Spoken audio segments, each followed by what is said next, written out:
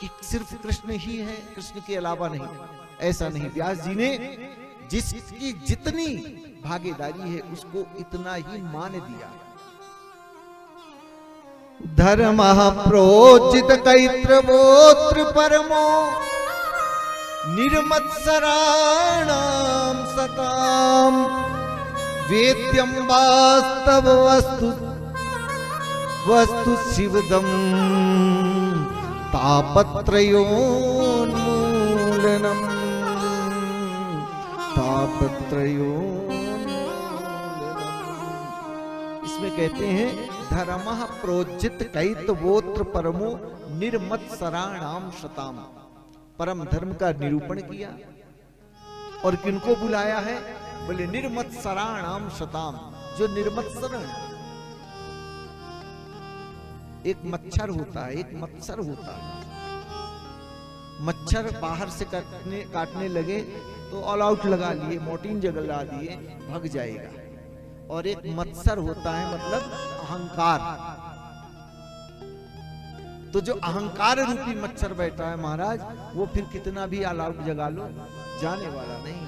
तो भगवान वेद व्यास कहते हैं निर्मत्सराणाम सताम, जिनके अंदर ना अहंकार है, न काम है, न क्रोध है, न लोभ है, न मोह है, न ईर्षा है, न द्वेष है, न छल है, न कपट है, न दंभ है, न पाखंड है, न पद की कोई लालसा है।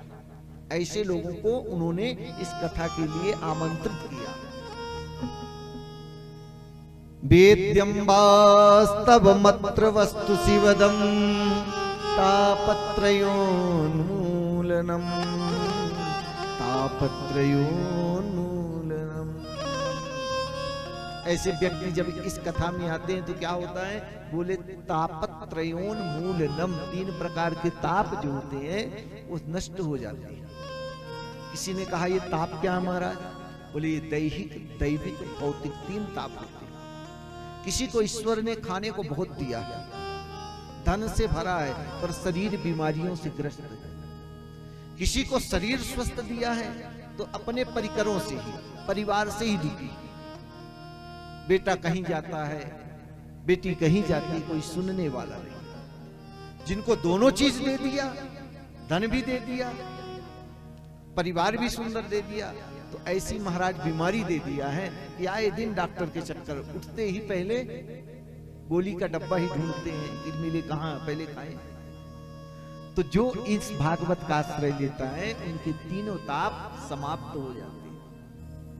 तो भगवान कहते हैं ये इतनी मंगलमयी कथा है, भजन तो होता नहीं तो क्या करें? बोले बद्रीनाथ में आकर के 3 दिन यहां पर आकर के रात्रि विश्राम करें। परंतु अगर जो भक्त 7 दिन यहां आकर कथा सुन ले तो उनके बारे में तो फिर कहना ही क्या होगा। श्रीमद्भागवते महामुनि कृते किं वा परैरीश्वर सद्यो हृदयवरुद्रते त्रिकृतिभिः शुश्रूषुभिस्तत्क्षणा। अरे ऋषियों, दूसरे शास्त्र के श्रवण की इच्छा में क्या परमात्मा हमारे हृदय में आकर बंध जाता है? नहीं, कभी नहीं बंधता। क्यों? क्योंकि इस पुराण के श्रवण की इच्छा मात्र से ही ब्रह्म आकर के हमारे हृदय पटल पर समावेश हो जाता है। सुना नहीं, सिर्फ मन में संकल्प लिया कि हम कथा सुनेंगे, उसी दिन से वह गोविंद आकर के हमारे हृदय में बद्ध हो जाता है। ये मिला कहां से? बोले निगम कल्पतरोर गलितम फलम सुख मुखाद मृतद्रव संयुतम पिबत भागवतम रसमालयम मुहुरहो रसिका भुवि भावुकाः। इसमें 2 लोगों को बुलाया है। निगम कहते हैं वेद को जी। वेद रूपी कल्प वृक्ष का पका हुआ फल ही भागवत महापुराण है। गन्ने से शक्कर बनती है, परंतु अगर कोई सोचे कि शक्कर के बिना हम गन्ना ही डाल करके बढ़िया रबड़ी बना ले, मिठाई बना ले, तो क्या बन सकती है? गन्ने को मथो, इसके बाद उसमें रस निकलेगा, तब उसमें शक्कर बनेगी। घी से ही पूड़ियां बनती हैं, पर सोचो कि दूध से ही तो घी निकला है, तो हम क्यों घी डालें, दूध से ही पूड़ी निकाल लें, नहीं बन सकते। वैसे कहते हैं ये निगम रूपी कल्प वृक्ष का पका हुआ सुस्वादु फल ही भागवत महापुराण। किसी ने पूछा भैया इसमें छिलके गुठली भी तो होंगे? बोले ना, इसमें रस ही रस है, इसमें न छिलका है न गुठली है। क्यों? क्योंकि छिलका गुठली तो फेंकने की चीज है, इसमें जितना यहां व्यासपीठ से दिया जाए वो सब कुछ पीने लायक है। इसीलिए वेद व्यास जी ने पीबत शब्द कहा, सुनत नहीं कहा, सुनो नहीं। सुनी हुई तो चीज एक कान से सुनो, दूसरे कान से निकल जाती है। पीबत भागवतम रसमालयम मुहुरहो, इसको पियो। कब तक, कितना पिए, कब तक पिए? आए दिन तो कथा सुनते रहते हैं, तीर्थ यात्रा करते रहते हैं। बोले मोक्ष पर्यंतम, इतना पियो कि जब तक अपवर्ग की प्राप्ति न हो जाए, मोक्ष न मिल जाए, अथवा गोविंद के चरणों में निष्कपट निष्काम हमारी प्रीति न जुड़ जाए। क्यों? क्योंकि जब तक उसके बारे में सुनोगे नहीं, तब तक आपकी प्रति उसके अंदर जो प्रेम होना चाहिए वो नहीं होगा। इसीलिए इसमें दो लोगों को बुलाया है कथा में। किसी ने पूछा भैया प्याऊ कोई बनवाता है तो सार्वभौम होता है, कोई भी आए प्यासा व्यक्ति पानी पिए, आपने दो ही लोगों को क्यों बुलाया? भागवत की कथा तो सबको प्रदान करो। बोले ना, इसमें दो ही लोग आ सकते हैं।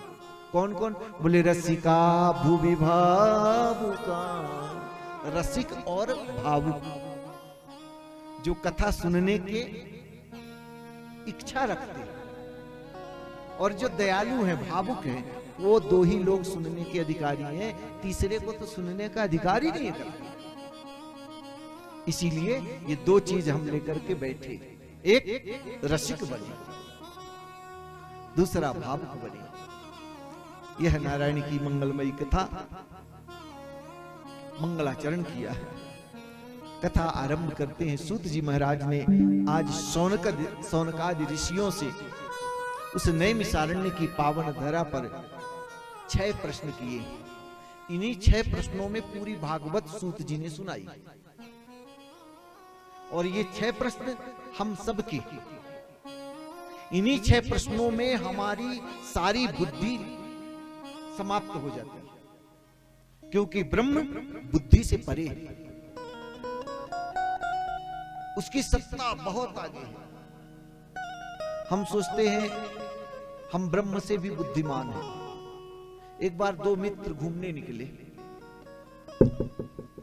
दोनों घूमने निकले, रास्ते में मार्ग में जा रहे थे, आपस में वार्तालाप करते हुए। तो एक कलिंगड़ का बड़ा फल देखा, तो ब्रह्मा को बोलने लगे ब्रह्मा की बुद्धि नहीं है। क्यों? दूसरे मित्र ने कहा क्यों भैया बुद्धि नहीं है? उसको सृष्टि बनाना नहीं आता।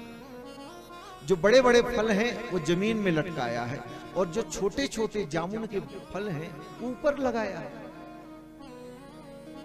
जो बड़ा फल है तो मोटा हस्ता कट्टा पेड़ में लगना चाहिए, तो ये तो इतना नाजुक पेड़ है, उसमें बड़े बड़े कलिंगड़ के फल लगे हुए। ब्रह्मा को बुद्धि नहीं। एक मित्र दूसरा जो साथ में था वो भी उसकी हाँ में हाँ मिलाने लगा, तू सत्य कहता भाई, बुद्धि तो नहीं है। अगर ब्रह्मा की बुद्धि होती तो ऐसी रचना नहीं करता। इतने में ऊपर से एक जामुन का फल दूसरे मित्र के सर पे गिरा, हल्का लगा, सर पे हाथ रख के देखने लगा। दूसरा मित्र कहता क्या हुआ? बोले जोर से लगा यार। मित्र बोलता है दूसरा, भैया अभी तो तू बोल रहा था ब्रह्मा की बुद्धि नहीं, ये एक छोटा सा जामुन का फल तेरे सर पे गिरा तो दर्द हुआ, अगर ये कलिंगड़ ऊपर लगा होता, वो गिरता तो तू बचता क्या? ब्रह्मा जो भी किया हम सोचते हैं हमारी बुद्धि से परे है। तो परमात्मा जो करता है, जितना करता है, जैसा करता है, वो हमसे परे है। उसने तो हमको थोड़ी थोड़ी बुद्धि दी है, किसी को थोड़ी थोड़ी शब्द थोड़ी दिया है, उसके पास तो बहुत सारी बुद्धि का भंडार है, बचा के रखा। आज नैमिषारण्य की पावन धरा पर सूत जी महाराज शौनकादि ऋषियों से 6 प्रश्न कर रहे हैं। नैमिषे निमिष क्षेत्रे ऋषियः शौनकादयः सत्रम स्वर्गाय लोकाय सहस्र सममास। नैमिषारण्य की पावन धरा पर शौनकादि 88,000 ऋषियों ने सूत जी महाराज से प्रश्न किया। हम कुछ जानना चाहते हैं। हम अज्ञान रूपी संसार में बंधे हुए, आपके अंदर गुरुदेव कोटि सूर्य समप्रभा, करोड़ों सूर्य के समान ज्ञान है बाबा, उस ज्ञान से थोड़ी सी किरण हमको भी दे दो ना। हम अपने जन्म जब से लेते हैं मृत्यु पर्यंत जीवन के लक्ष्य को समझ ही नहीं पाते। कब युवा अवस्था आती है, कब जवानी आती है, कब बुढ़ापा आता है, हम अपने वास्तविक स्वरूप को पहचान ही नहीं पाते। हम आपसे कुछ जानना चाहते हैं। सूत जी ने कहा, क्या जानना चाहते हैं? 6 प्रश्न किए। इन्हीं 6 प्रश्नों में पूरी भागवत सुनाई है सूत जी। किम श्रेयः शास्त्रसारः का स्ववतार प्रयोजनम किम कर्म के बतारस्य धर्मः कम शरणम गतः। यही 6 प्रश्न सूत जी ने किए। सूत जी से शौनकादि ऋषियों ने क्या? किम श्रेयः,